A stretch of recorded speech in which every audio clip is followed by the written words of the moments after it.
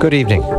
I'm John Batchelor. This is the John Batchelor Show. There's good news on the ISS, the International Space Station. I'll have a report of that later. There was an emergency earlier in this news cycle, a threatened toxic alert.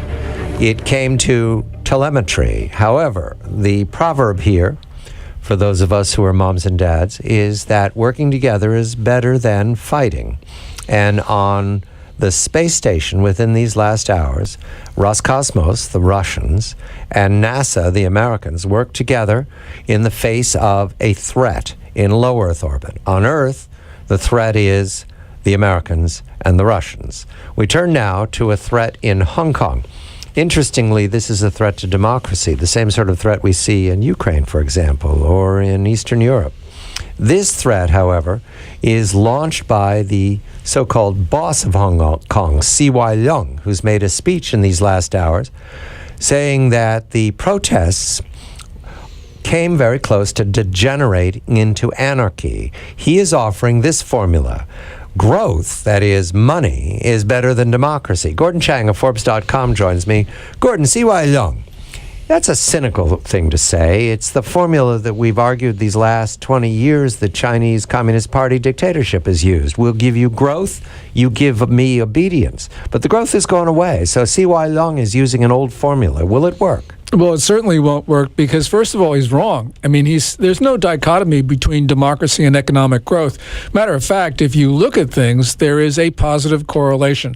The other thing that he said, which really caught people's attention, was that if there were universal suffrage in Hong Kong, then that would cause anarchy. And he used that specific word. So that is clearly shows how the way he's viewing this. We welcome a student of anarchy, our friend and colleague, Mike Davis, a professor at Hong Kong University Law School, who has helped us through these weeks of protests, the Occupy Central protests that have now ended their first phase.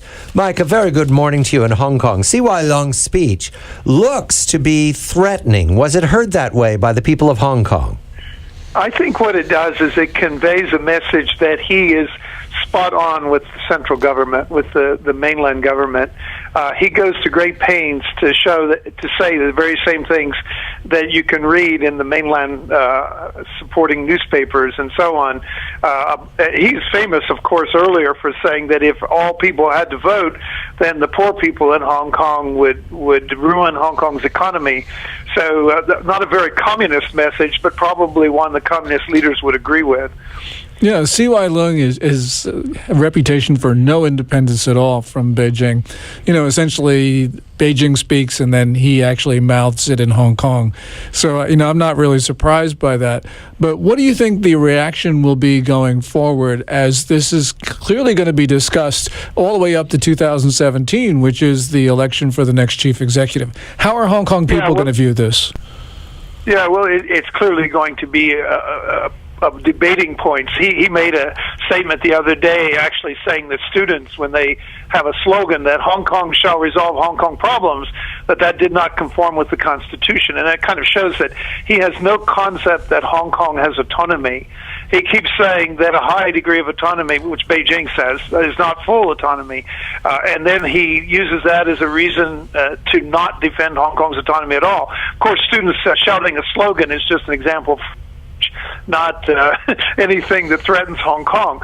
But I think what's worrying about this episode and this policy address is just how completely subservient his views are to Beijing, which shows that there's no chance that he's going to find a way to resolve the problem, find a middle ground. And so we can expect the pan-Democrats and the protesters to keep going. And there's not even something moderate out there on offer. Mike, it just occurred to me that 2-3 days ago, Li Ka-shing, who is the richest man in Hong Kong, clearly the most prominent businessman in Hong Kong, most admired businessman in Hong Kong, has just taken his flagship companies, Chung Kong Holdings and I think Hutchison Whampoa, and he's essentially put them offshore under a Cayman Islands holding company. I mean, obviously, C.Y. Leung can say what he wants. Beijing can do what he wants, but Hong Kong business business community can actually do what they want. And apparently what they want to do is protect themselves from what they see as Hong Kong's political risk. There is alarm. We need to get to it, gentlemen, because 30 or 40 of the so-called leaders of Occupy Central, including Benny Tai, have been told to report to a police station for arrest for their activity.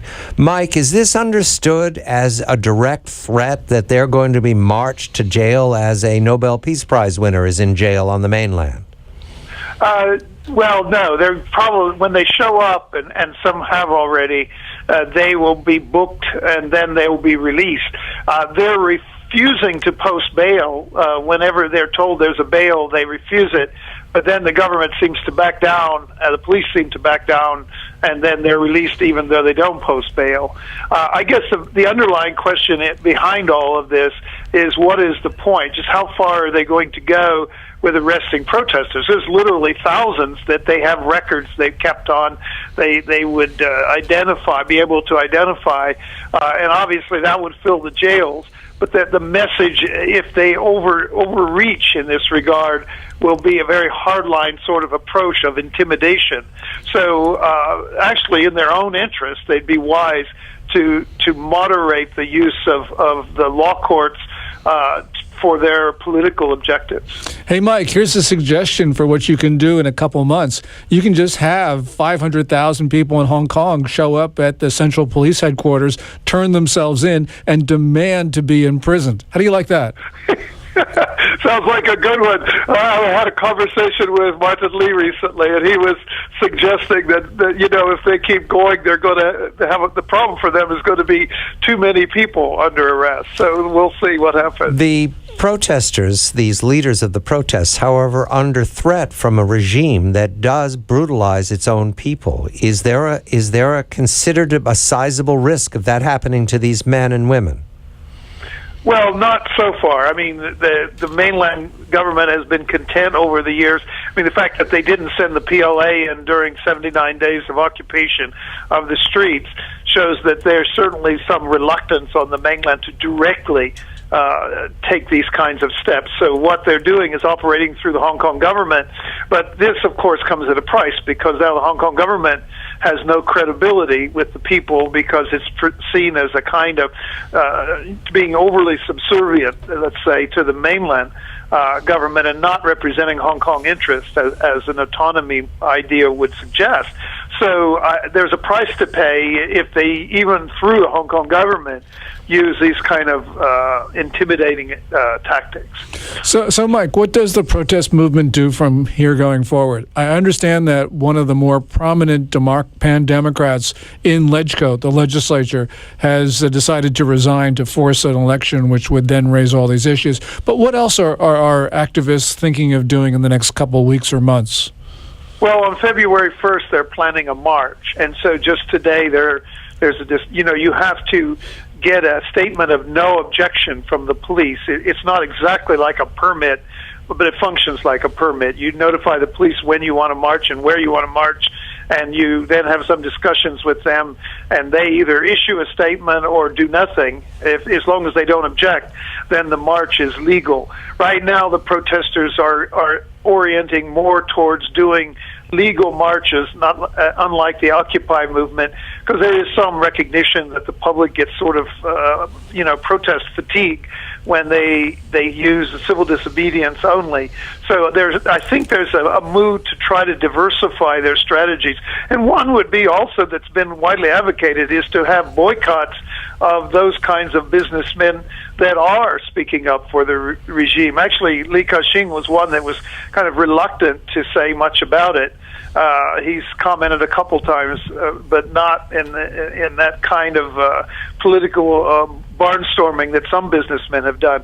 So there's the idea of using boycotts also as a strategy. I basically just want to keep the pressure on.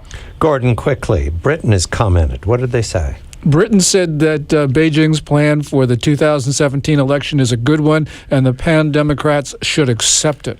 That sounds like appeasement.